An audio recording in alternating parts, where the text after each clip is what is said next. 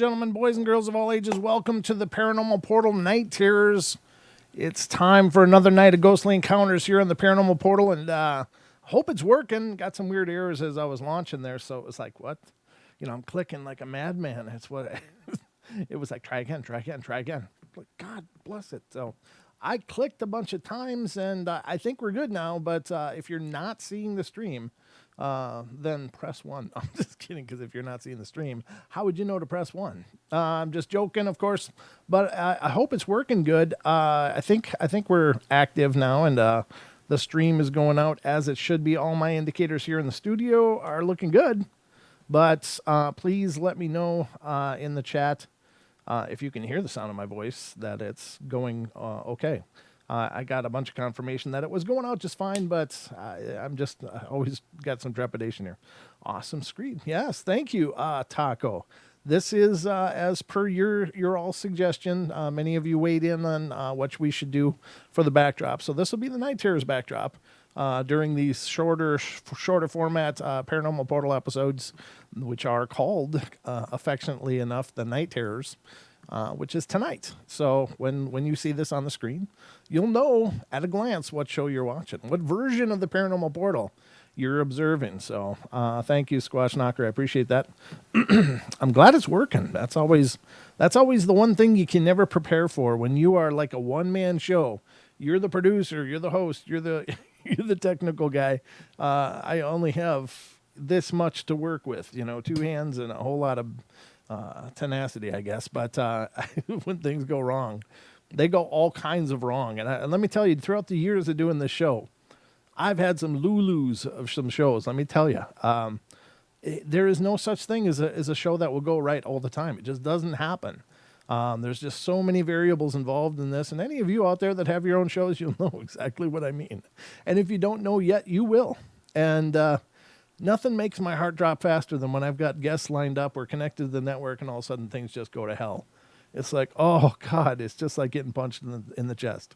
It's horrible, but it's kind of rite of passage, oddly enough. And there's not much you can do about it. Just try to, there's no question you're going to land on your butt sometimes, so you just try to do it as gracefully as you can and have fun with it, because it doesn't do any good to get pissy or screwed up about it. But that was a hard lesson for me to learn, because I tend to want things to go well. I really work hard on that, hard on the show. Thank you, Daryl. I appreciate that. Love the backdrops. Cool. I'm glad you guys like it. I whipped that up yesterday as one of my development items for the shows. So that is unveiled tonight. So thank you guys for the feedback on that. I was hoping you guys had noticed it, and you have. You've not let me down. So these are the Night Terrors, ladies and gentlemen, our shorter format shows when we're going to be covering ghostly encounters throughout the course of our journey. Tonight, the phones will be open.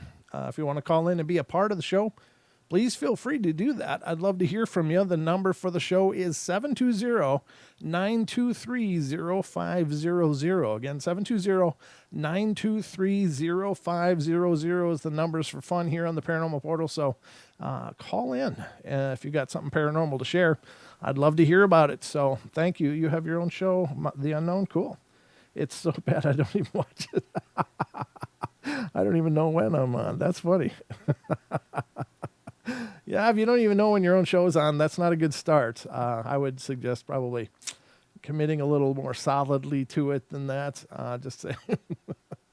That's pretty funny. But, it's like shows are popping up all over the place, which is cool. I think it's great. People want to have a voice, and they want to use their voice and have fun with it. That's fantastic. It's a busy world. YouTube is a busy place for a lot of people getting out there trying to create content, and it's double tough.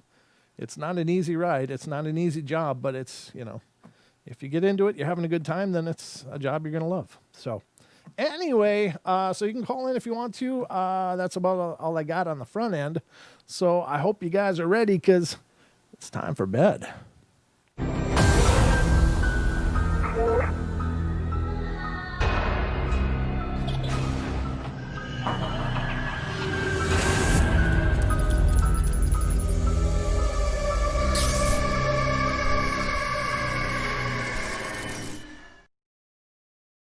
All right, ladies and gentlemen, now I think we are officially underway. So I'm assuming things are going good still. So let's continue our journey here through the paranormal portal. And I got some stories pulled up for you guys tonight.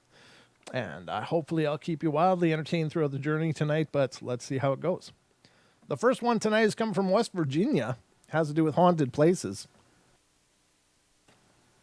Quick cough right off the top here. So haunted places. It says, this happened back when my sister and I were little. We lived in a really old 2-story farmhouse, about 2 miles from the nearest neighbor, and we were always hearing strange noises in our house.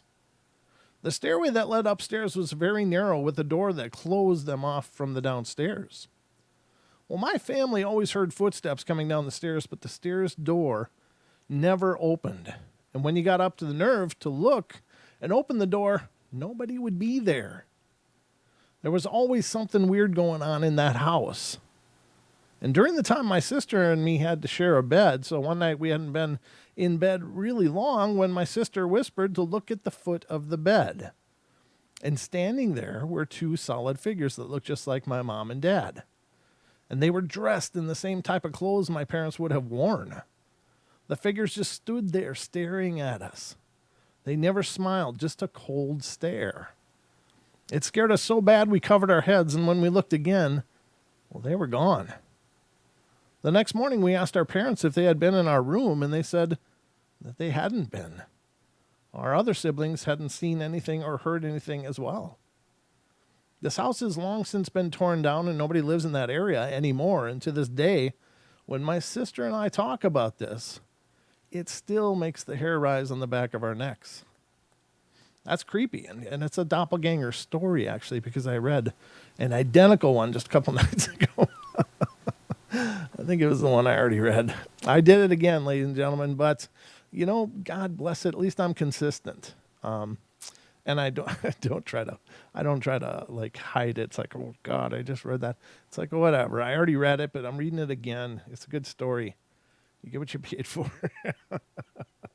I always get a kick out of that line, and it's kind of just a smart ass kind of line. So I do apologize, but it's just me being cheeky. It's what I do, ladies and gentlemen. So, but I got a whole bunch of new ones here that I haven't read that I'm pulling up now. It's one of those I had left open, and I don't know. I just got to start from scratch every night. There's no getting around it. So, the next one's coming from Colorado. It has to do with haunted places. And that's kind of a cool hat. I like that. I got it looks like almost like a flattened off wizard hat, but then it's got a pull down dust shield kind of mask. So it's kind of cool looking. Not getting involved in the mask thing wherever you're at with it. Good for you. I mean, I don't care for masks too much, but I don't really go anywhere, so I don't really need to wear a mask. So, all right, Colorado says we lived in this very nice middle-aged house in Westminster, Colorado. I was 12 years old and my brother was 10, and when we moved in with my dad and his new family. Well, that included my stepmother and 2 half-sisters. The house was really spacious, but it had this really eerie vibe to it. I always had the feeling that someone was constantly in my face, just staring at me. I was young, full of trouble and anger because of my parents being divorced, and I've moved several times since then, and this wouldn't be the last time I'd move or the last time I'd seen something. And it was the beginning where everything started. In that house, I would be the only person to see things or hear things, and nobody thought anything strange about it. And that's why I started to think I was crazy. We'd leave the house with all the lights off and come home to all of the lights on, but my parents never thought anything of it. And I remember I came home from school and the radio in the basement where we slept would be cranked up to the loudest point. I asked my dad, and he said, "Don't worry, it was me. I came home for lunch and forgot to turn it off." I thought to myself, you couldn't hear that? My gosh. Well, besides all the weird things that happened, one night my aunt came over and we had to watch my younger sister, Beth, and she was about 4 years old and loved to play hide and go seek. Well, so we did. I have to say, that night scared me so bad, and gosh, I was about to call the police. So my aunt and I started counting, and there were 2 rooms and a bathroom downstairs in the basement. One room, my parents, upstairs including the closets and the kitchen, living room, etc. We counted to 50 and started looking, and I swear to you, we looked everywhere. The garage, the closets, any little space, the living room, the bathroom, inside the laundry dryer. It was endless. It took us a good 30 minutes, and we could not find her. So we headed downstairs and heard her laugh. So I checked 2 of the rooms downstairs, and I didn't see anything, and I even checked the suitcases. So this wasn't a game anymore. I started yelling, "Okay, you can come out now," over and over again. "Beth, come out." But no reply. For 1 hour. All of a sudden, she runs out of one of the rooms I checked and says, "I was right here all this time." Okay, I thought that was weird. The room had nothing in it but a bed and a closet and a suitcase. No weird spots. Nobody can find a place there to hide. We checked there at least 5 times. Well, after that night, I talked to my grandmother about this incident, and she looked at me with horror. "What do you think you're doing playing games like that at night? Don't you know you'll be playing with others as well? Do you not know that in our culture the dead can hide the living just by stepping in front of them?" I have to tell you, I had the biggest chills. So that's why we couldn't find her. That's interesting. The dead can hide the living just by standing in front of them. Huh. So does that imply that they can create shadows? Is that what that means? I find that really interesting because I've never heard that before. I've never heard that superstition before or that belief before. But I find that really interesting. The dead can hide just by stepping in front of you. Huh. I don't know. That one kind of cooks my bacon, ladies and gentlemen. That's a bizarre claim. But are they capable of doing that? Maybe. Maybe they are. And if they are, that's creepy. Let's go to the next one, and this one's from Kansas, ladies and gentlemen. It has to do with haunted places as well. And it says, it's a pretty quick story. This says, "This is my very first experience with the paranormal. And it happened when I was about 7 or 8 years old. I lived in this old house that was built in the 1920s. And one night while I was sleeping, I woke and looked towards my wall, and I saw an old woman standing there. She disappeared about a minute or so, but her image is still etched in my mind.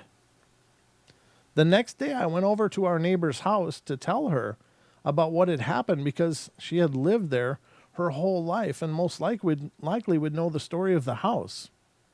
She told me she knew exactly who I was talking about, and back in the 80s, she was at a get-together down the street, and everybody wanted to know where Elsie was. So my neighbor went down to check on her and knocked on the door a few times, but there was no answer.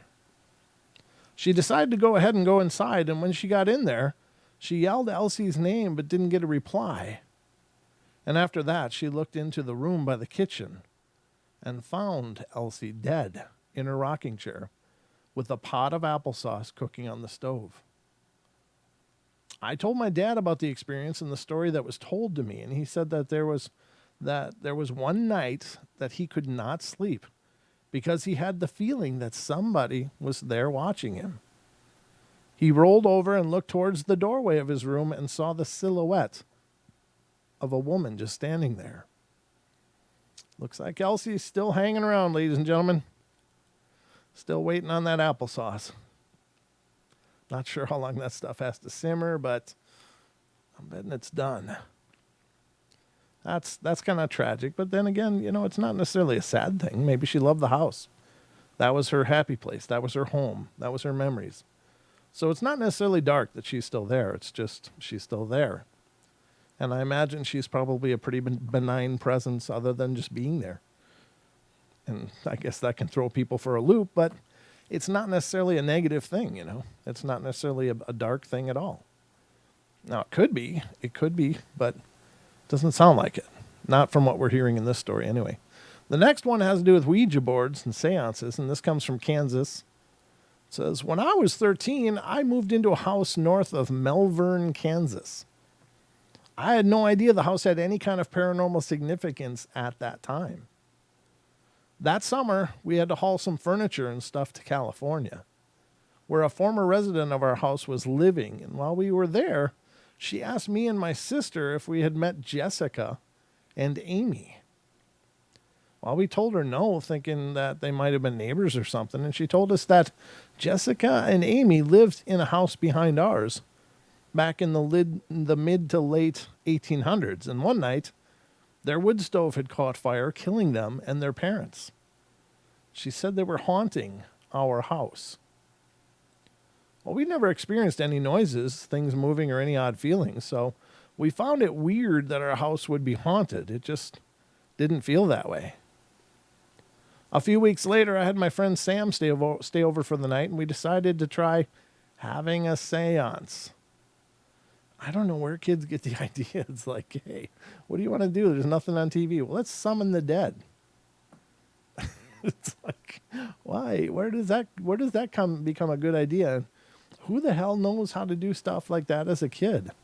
And I think that's the problem, is that they really don't know what they're doing, but they've seen a few movies and it looks like fun. So the Hollywoodization of the paranormal, I'm just telling you. Lots of trouble start that way. So anyway, a few weeks later, we had tried having a seance in the basement, but really didn't expect anything to happen. While we were having the seance, we felt a little odd and both looked over towards the stairs leading outside and saw a little girl with long blonde hair walking over by the stairs. Well, that's when we stopped the seance, and we believe the little girl had to be Jessica or Amy. No other experience happened in the house the rest of the time that we lived there, and we moved out later that year. Well, they might have not had much more happen to them personally, but they might have, I don't want to say open a portal because that's kind of cliche. And I don't think it's just as easy as, hey, we talked to a dead person, now there's a portal. I think portals are becoming as overused as demons as far as terminologies, but it might have raised an awareness of these spirits that might otherwise have been dormant. That, hey, there's spiritual activity here. There's people that are curious. It doesn't mean that they just suddenly become active, but it can start to piss them off. Now, here's the thing. A lot of spiritualists or psychics believe that paranormal investigating actually pisses off spirits. Like, it really pisses them off. Like, they think it's very, very much an indignation to have people coming in trying to talk to them. And I don't know if that's true or not. I really don't. I think in some cases they would welcome the contact. But there are some people that are, I guess they're kind of in their own funk, they're in their own thing, and maybe they're just trying to process a whole lot of things that went wrong in their lives. And they don't want to be bothered. And they sure as hell don't want to perform like circus animals. Like, hey, we're here. Can you make the flashlight turn on? Can you jump through this hoop? Can you vacuum in the living room? Things like that. Things that, imagine, and I've used this before, but imagine you're in your house. Somebody comes in, you didn't invite them. Suddenly they come in and they set up all kinds of things around your house, and they're starting to give you orders like, hey, if you're here, knock on the wall. If you're here, make a noise. If you're here, blah, blah, blah. Like you're supposed to entertain them. And I can understand why, a lot of people have very poor results paranormal investigating, because the spirits aren't there to entertain us. They're probably there working through a lot of stuff from their own lives, and they're probably not in the greatest of places. So they're not, unless they're really pissed, they're probably not going to go out of their way to, entertain you or to show you what they're doing. And so I can't blame them that would seem indignant and that would seem insulting and condescending. So I think there's a way to speak with spirits. And I think that generally if you come with respect and courtesy and common decency, you're prone to get much more results than by coming in saying, use my energy, slam this door, I'll bet you're not here, things like that, the provoking and all that other garbage. I think that's incredibly, irresponsible, and it's insulting. I really do think it's insulting. So I think that these, for the most part, the spirits don't want to be bothered in many cases. Sometimes they like to be acknowledged, like, hey, I'm here. But that doesn't mean they want to start juggling for you or, doing tricks. They're not a pet. They're not, your plaything. They are people.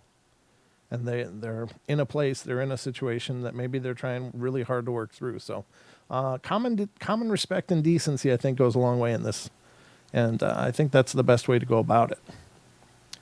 So just my 2 cents. Again, I don't pretend to know for sure, but I know that if I was a spirit that was kind of just in a place, maybe I know I am there, maybe I don't. But the last thing I want is a bunch of people coming in expecting me to entertain them. It's like, really? That's not why I'm here. I'm not here for you. So I can't imagine it's a lot different for a lot of spirits. So the next story is coming from Kansas. It has to do with haunted places. Oh man, I ate something really salty tonight, and I'm telling you, I can't get hydrated. I've downed like 3 waters so far, and I'm still thirsty. Ugh, it was some General Tso's chicken. It was like, God, from a bag in a freezer. So, that's full of sodium. Jesus, ugh. Felt like I've been licking a salt bar for about a half hour here. All right, so Kansas, haunted places. It says, we moved into a house in Pomona, Kansas when I was just 13 years old. Just before I turned 14, as a matter of fact, and I absolutely loved it. It had pillars on the front porch and 2 small pillars separating the living room and dining rooms. And there was also a window seat in mine and my sister's room, and it was such an amazing house. Anyway, there was a couple who had lived there prior to us, and the husband died back in the 70s, I believe, and the wife died after we moved in. Well, after she died is when we started having strange happenings. One day while I was home alone, I swore I heard somebody coughing in the basement. Well, I went down there and searched, but I couldn't find anyone, and I think it was the husband because I was told he used to tinker with stuff in the basement a lot before he died. Another odd thing that would happen is when we would be sitting in the living room watching television. We would always see people walking through the kitchen from the corner of our eyes, and I don't know whether it was our eyes just playing tricks on us or what, but it was still really freaky. One night I was sleeping in my room and I awoke to the sound of metal banging on metal. Well, I thought that maybe the neighbors were doing something weird outside, but I looked at my clock and realized it was 3 a.m. And then I figured out what it was. I had a brass bed with the plastic beads hanging on it. There was no draft coming into the room and the vent wasn't blowing, and I wasn't moving, but somehow my beads were banging against the bed frame. After I saw that, I looked around the room and saw a bunch of little lights floating around. I don't know what the hell that was, but it scared the hell out of me. Then another night, my friends Sam and Nikki stayed over. Well, we decided to have a seance in the basement. This is where it goes bad. No, I'm just kidding. It may. But like me and Sam had done in another house that I had lived in before. And we had a Ouija, along with some candles going around us. And the 4 of us, including my sister, sat in a circle. We held hands and got the seance going. We had a safety pin sticking in one of the candles that somehow turned on its own. What the hell does that mean? A safety pin sticking in one of the candles that somehow turned on its own. Okay. We also had some rocks near us that kept moving around, and after a while, we sensed that somebody was there with us. And that's when it got scary. My sister started shaking like crazy and acting really weird, and she was like she was being taken over. And that's when we ended the seance because we were just too scared to continue. Well, we moved out of that house when I was 17, and the house I live in now doesn't seem to be haunted at all. Well, that's good. Yeah, again with the young people doing these seances. I mean, it's it can be a really comprehensive, complex kind of thing to do a summoning. And that's essentially what it is. You're summoning a spirit to communicate with you. And that's not a small thing, That's not just, a silly thing. It's certainly not a slumber party game. And it always shocks me that somehow kids come to this conclusion. Is it really that popular an idea? I guess probably. People like being scared. But they're, kind of confusing the Hollywoodization of the paranormal with entertainment. And I think that's kind of scary to me because they don't know what the hell they're talking to. Most adults don't know what they're talking to. So, the idea of kids summoning spirits to talk to is incredibly nerve-wracking to me. I think that a lot of things can go sideways in a hurry on something like that. So it's certainly not something to enter into lightly. If you have kids, let them listen to this, please. Don't let them play with, seances and Ouija boards. And it's not that it will always be bad. I mean, plenty of people have had great experiences doing this, but it's just rolling the dice, and you just don't know what the hell you're doing. You don't know what you're talking to, and you don't know what the long-term ramifications are that for you or other people you love. So it's just best not to play with the spirit world if you don't know what you're doing. And I would wager that nobody that age really knows what they're doing. Like I said, most adults don't know what they're doing. So be very, very, very careful. All right, continuing on, we're going to go to Nevada next. This has to do with orbs, lights, and mists. Now, I can't say I've ever seen mists, but I've seen the orbs/lights before. I pretty consistently see flashes of light, and I don't know what to do with that. I mean, they're just these ambiguous lights that flash around the room. Maybe it's scar tissue in my eye from when I got shot. I don't know. Could be. But I also leave open the possibility that it's paranormal. It could be that as well. I don't know. But the orb thing I have seen very clearly, and that's a whole other thing completely. Like the ambiguous light flashes are just these weird, like my field of vision, my center of vision is here, and just off to the side something just flash, and then something in this eye flash. It's just these weird ambiguous flashes of light, and they could be energetic things, could be just some weird nerve function. I don't know, but it's not really, really common. It just happens. The orbs, on the other hand, are these fully formed little circles of light, these little balls of light, and they seem to have a path and an intelligence to the path they're on. And I don't know what the hell they are either for sure, but I've seen them twice. And I'm a believer in them.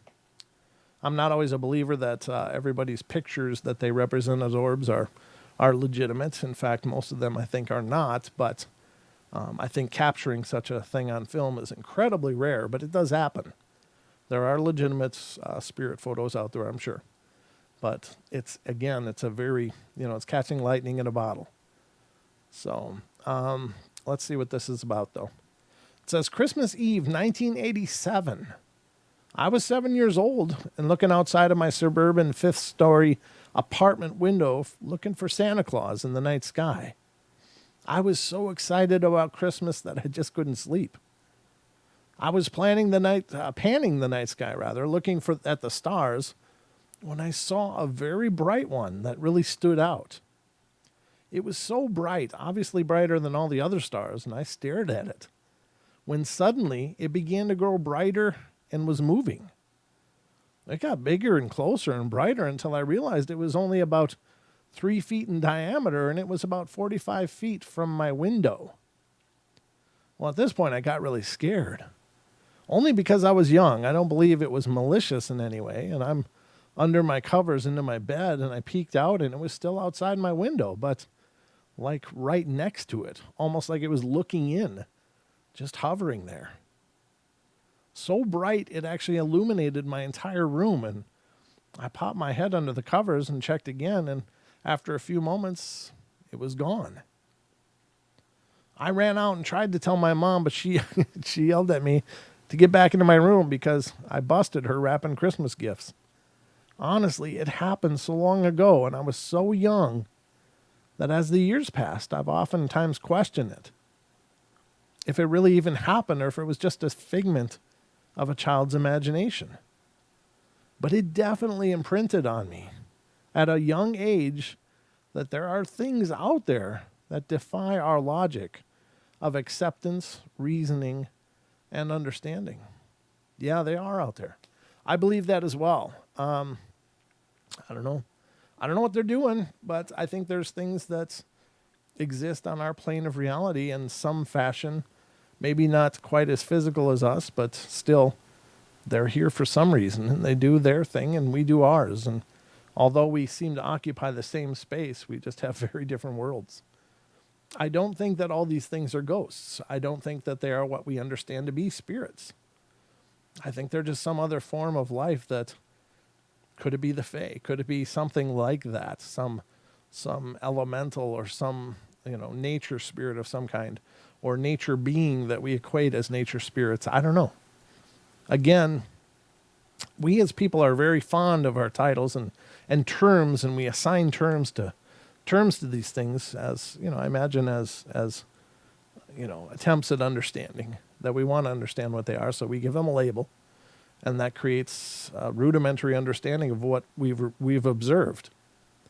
But quite honestly, it could be something completely different than a spirit. It could be something completely different than anything we understand. But very strange nonetheless. And that's what we love here on the Paranormal Portal. We love the strange. So let's move on to the next one. This one's not too long. It's a medium-length story. It's coming from Ohio. It's kind of, I don't know. I'm rolling my eyes because it's another sleep paralysis one. There seems to be about 5 of those a night, and I skip over them oftentimes because there's just, there's only so much you can discuss about sleep paralysis. Again, it's a real phenomenon. People experience it, but you can only say so much about it. I don't know what else to say about it, but let's read this one anyway. It says, I live in Ohio in a middle-class community. The house that I live in is a duplex. I live upstairs with my 2 sons. The house is owned by my younger brother. My youngest daughter lived there previously. And while she was here, she would tell me that my grandchildren had an imaginary playmate by the name of Kevin. Well, it turned out that Kevin was not imaginary. My daughter would say that when the children weren't at home, that she would hear the children's ball rolling across the floor and things starting to go missing. On one particular day, my daughter was in the house preparing dinner, and the children were on the 3rd floor playing when their bedrooms are where their bedrooms are, when there was a knock at the door. It was the police telling my daughter that the neighbors across the street had called because my grandson was on the roof. My daughter panicked because the roof was shaped like a pyramid and there was no way he could have stood on that roof by himself. When she went upstairs, my grandson was on his way back in. My daughter and the police officer asked him how he got on the roof. And both my grandsons said that Kevin asked them to come on the roof to play. Well, since then, my daughter has moved, and I have moved in strange things, and I have moved in strange things have been happening. 3 months ago, I was lying in my bed. I'd fallen off to sleep, but every morning between 2 and 3 a.m., I get up to go to the bathroom. Well, I woke up and was trying to move to get up, and I could not move. There was something sucking on my chest.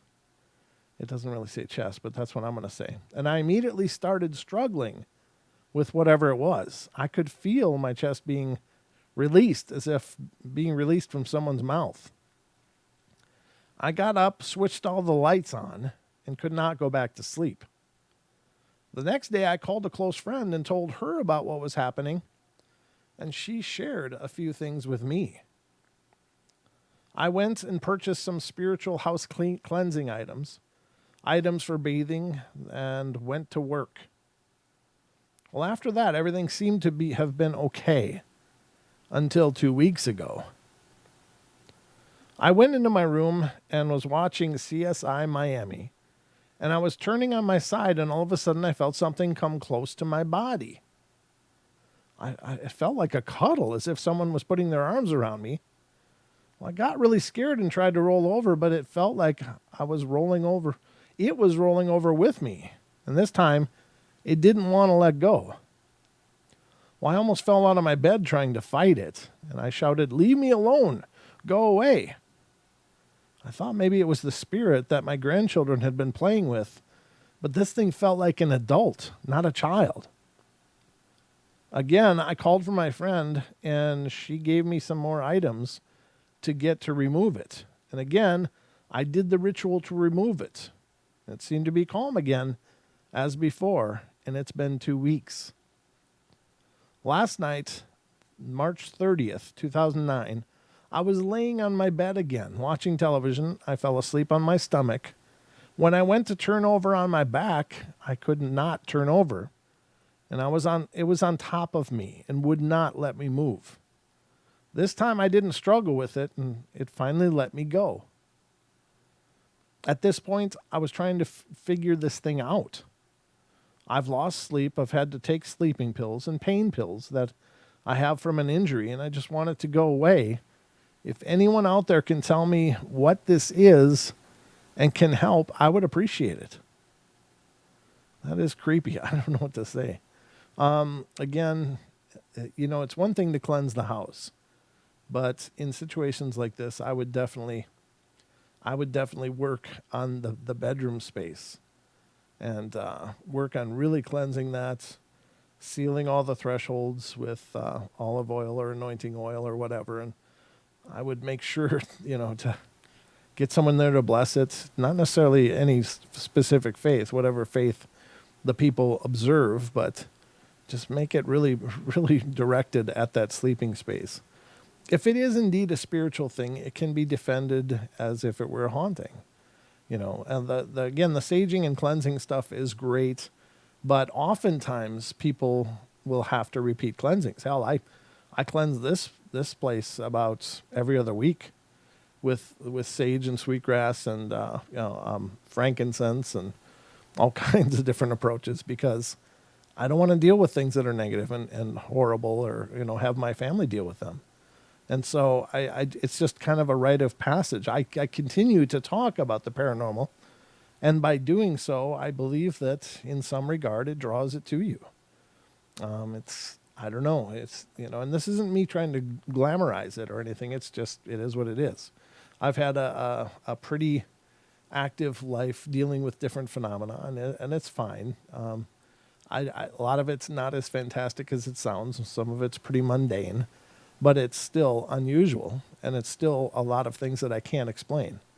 But I think, with anything like this, there's got to be a lot more going on with this story, in my opinion. It could be just this, but there could be a whole lot more. But there's no guarantees that any one time you cleanse, you're getting rid of anything. You may be just knocking the energy down until it can build up again.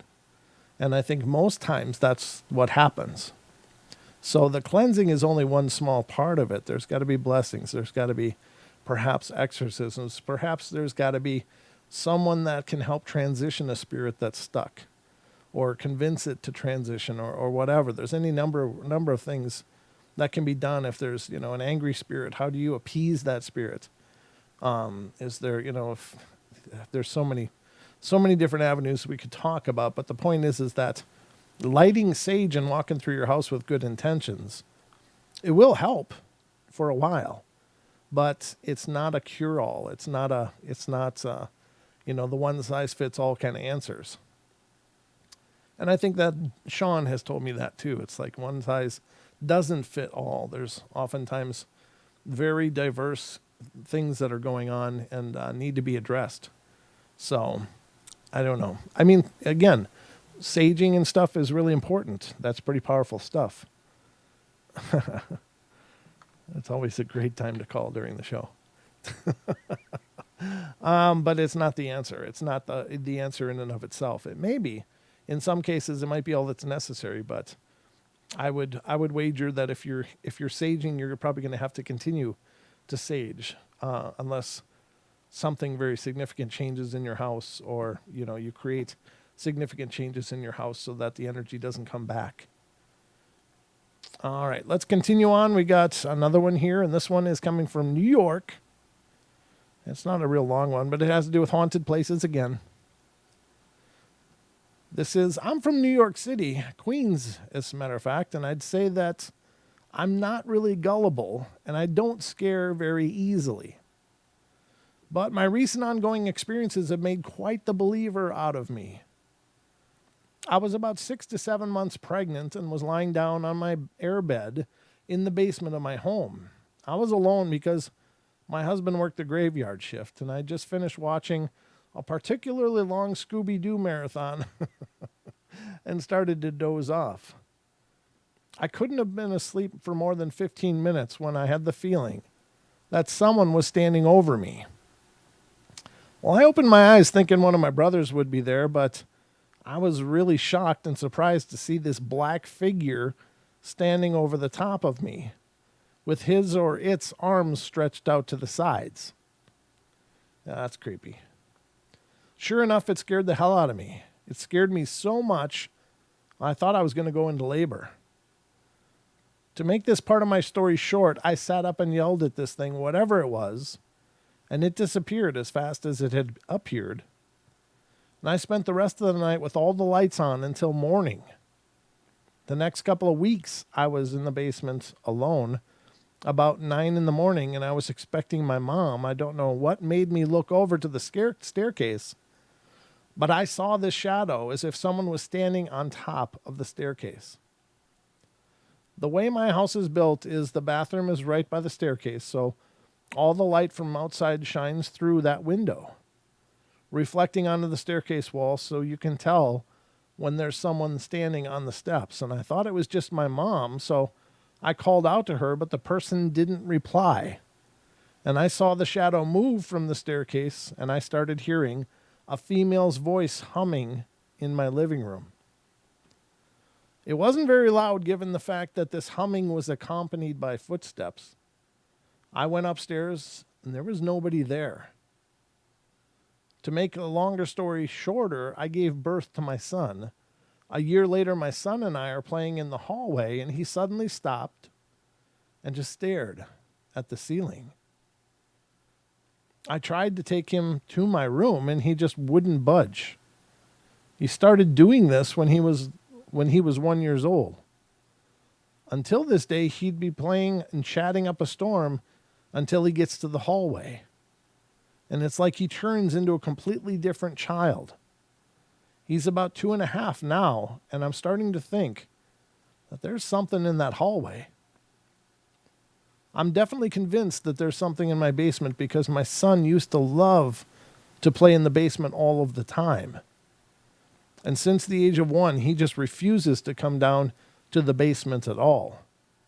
He'll either stand at the top of the stairs crying hysterically until I come up, or if I do get him to come down, he won't stay for long. Recently, he's been terrified to come out of the bedroom and into the hallway. I just don't know what to do.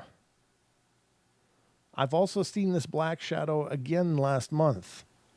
I was getting ready for school, and I was having a discussion with my husband, and he was facing me when I saw this black thing go zooming down the stairs right behind him. I'm honestly at my wit's end. I don't know what to do anymore, and it really disturbs me that I'm seeing these black shadows all over the place. Yeah, that's not good. Again, shadows don't necessarily mean dark and evil, but they do come off cross as creepy. And if that's where you're raising your family, if that's where your family is, you've got to get it cleared out. I fully respect the right of spirits to be someplace. I don't think that we have some pristine claim to this place, and they don't.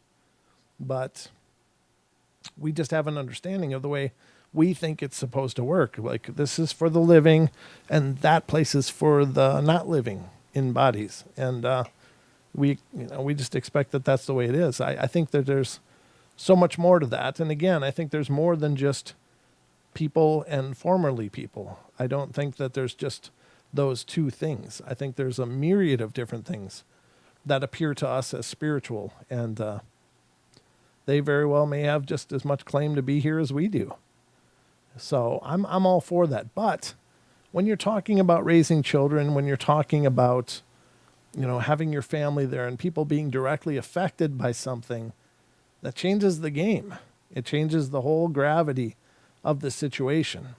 And I think you have to be incredibly assertive about that, because you can't roll the dice on kids. You just can't. It's not fair to them, and it's our job as adults to protect them, I think. So, it's just my 2 cents, but I think kids deserve to be protected, and it's our job to do it. So, if your kid's seeing a shadow or something and they're not dealing with it well, do everything you can to get it out of there. Again, even if you don't believe in it, try anyway. So this one's coming from Maryland, and let's see, it's haunted places. A lot of haunted places tonight. But then again, I think there's a lot of haunted places in America and the world. We did a live stream on Monday with the IBRO.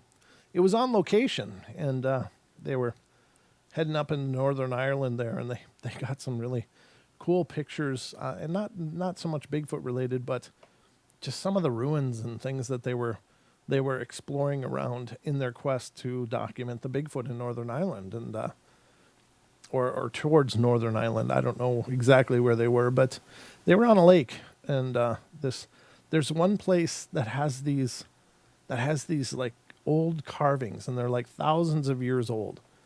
And I'm just so fascinated by that level of history, because, here in America, we're used to a couple 300 years of history, and that's about it.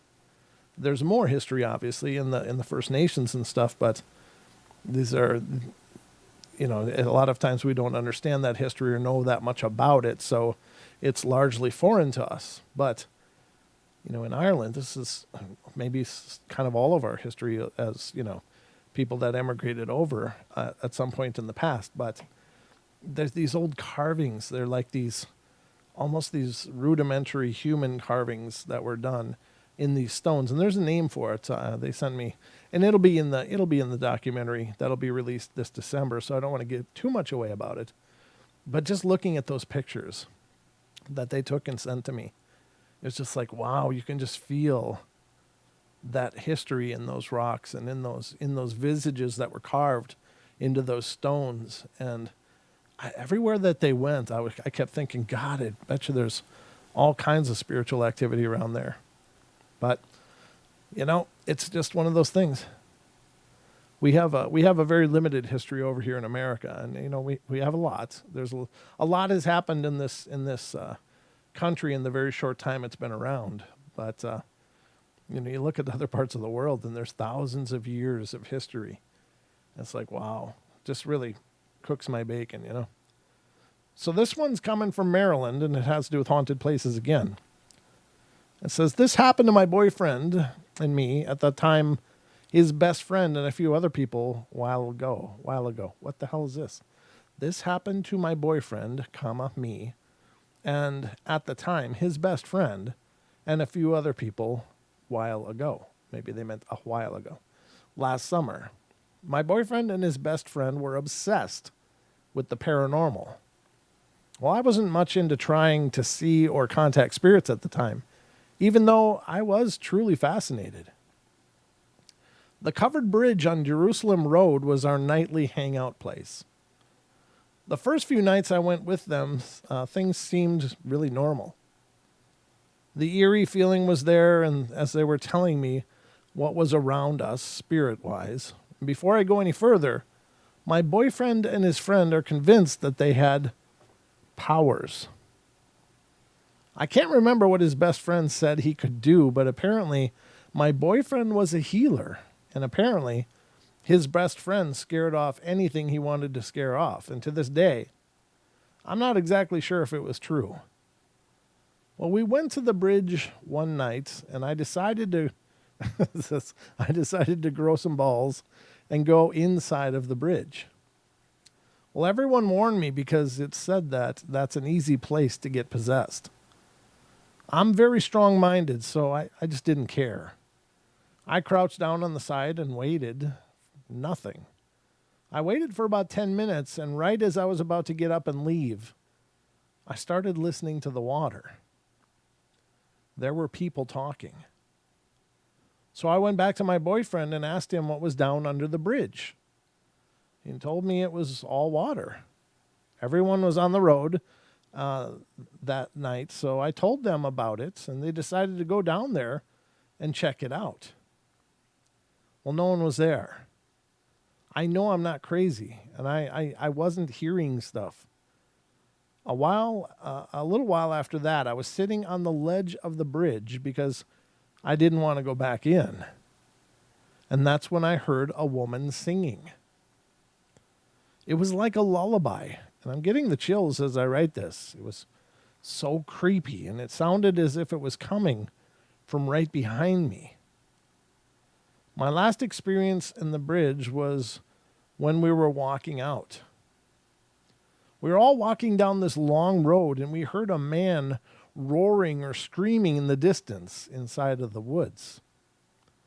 Also, as soon as we left the little road and got onto the main road, the temperature changed drastically. We were on foot the whole time, by the way. If anyone had any of these same encounters on this bridge, I would be very interested in hearing what you have to say. Thank you.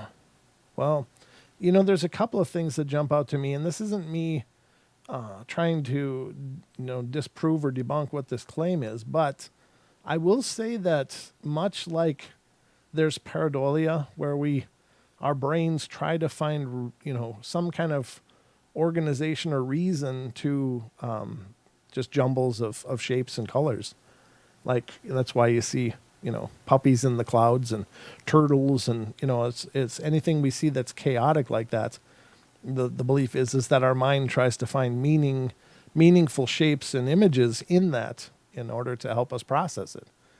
Well, I think the same thing is true for sound, in that whenever there's a jumble of sound, and running water is a great example of that. It's a myriad of different sounds and tones in just kind of a chorus of chaos, for lack of a better term.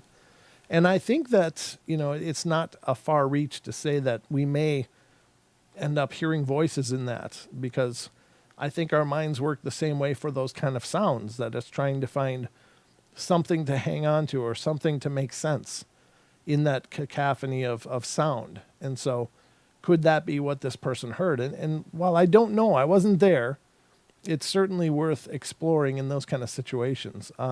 It sounds like they were younger, and so they're prone to maybe self-convincing, for lack of a better term. And I'm not implying that they didn't have real experiences. They very well may have, but they very well may have also just not really understood the nature of where they were and the dynamics of that.